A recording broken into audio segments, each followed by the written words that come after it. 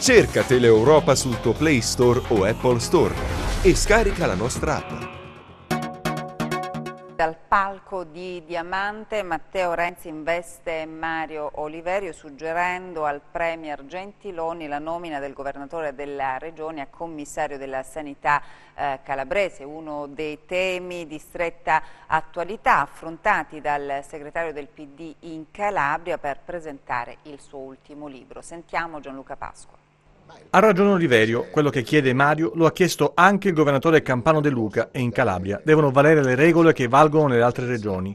Matteo Renzi, a Diamante per presentare il suo libro Avanti, offre un suggerimento al Premier Gentiloni e un assist a Mario Oliverio sulla questione commissariamento della sanità.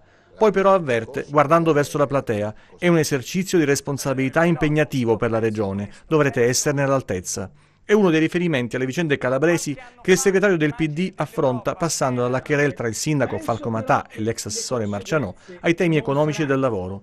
L'ex premier ha le idee chiare e le propone alla piazza gremita di Diamante, alla stessa gente che già nel 2012, da sindaco di Firenze e personaggio politico emergente, lo aveva acclamato.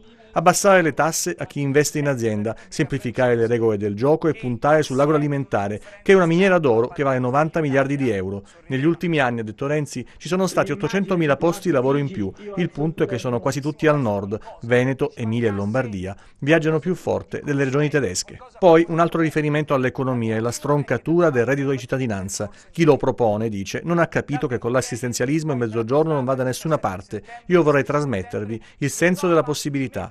Renzi ha annunciato la delibera del CIPE che assegna ingenti somme per la statale 106 e ribadito la centralità del porto di Gioia Tauro. La Calabria, ha concluso, è forse il territorio più difficile in Italia, con una percentuale di disoccupati tra le più alte e la presenza forte della criminalità organizzata, che è l''ndrangheta, che chiamiamo con il suo nome senza paura. Ma con l'impegno di tutti, ha concluso, la Calabria non è il luogo dove tutto finisce, ma quello in cui tutto può ripartire.